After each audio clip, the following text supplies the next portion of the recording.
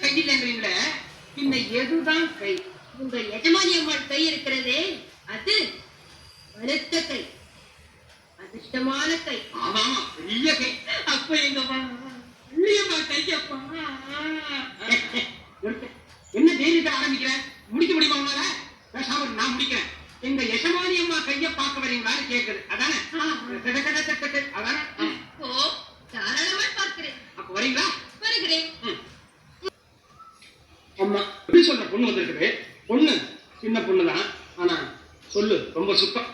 நடந்தத நடக்கிறத நடக்க போறத அப்படி தனித்தனியா புட்டு புட்டு வைக்கிறது. உங்க கைய கொஞ்சம் காட்டுங்க. ஆமாம்மா, உங்க கையை பார்த்தா உங்களுக்கு கல்யாணம் எப்ப நடக்கும்னு சொல்லிடு. சுபகாரியத்தை உன் வாயால சொன்னாங்க, சும்மா இருக்க மாட்டேன். இல்லை, எனக்கு கல்யாணம் எப்போது நடக்கும் என்று கேட்பது உங்களுக்கு என்ன அத்தனை ஆர்வம்? அதெல்லாம் அப்படி கேட்டுட்டீங்க. உங்களுக்கு வரப்போற மாப்பிள்ளை எங்க இருப்பாரு, எப்படி இருப்பாரு, எப்பேற்பட்டவரா இருப்பாரு, கருப்பா தகப்பா இருக்கா, இதெல்லாம் நாங்க தெரிஞ்சுக்க வேண்டாமா? தெரிந்து கொள்வது நியாயம்தான். ஆனா திருமணம் என்று நடந்துவிட்டால் நான் உங்களை விட்டு பிரிந்து போய்விட வேண்டுமே. அது எப்படி முடியும்? வள்ளி வாழ்ற இடத்துல இந்த பிள்ளி சேதம் பாப்பான். பிள்ளை மட்டுமா? இல்லையுமா? இல்லையோ அங்கதான் உங்கள் ஆசையை கெடுப்பானே. பார்த்து விடுகிறேன். இல்ல பெயர் மட்டுமா? பேர், ஊர், பிறப்பு, வளர்ப்பு, இனி நடப்பு அனைத்தும் சொல்வேன். ஓ, எல்லாம் சொல்வாயோ?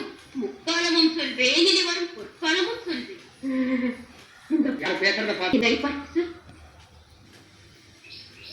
அப்பனே, பழனி ஆண்டவா, சண்முகம், வேலாயுதம், தண்டாயுதபாணி, ஆறுமுகா, குஹா, செந்தில் வேலா, சரவணபவா, ஞான பண்டிதா, கார்த்திகேயா, கதிர்காமத்தோனே, கந்தரியா, சுப்பிரமணியம், வடிவேலா, என் வாக்கிலே வா.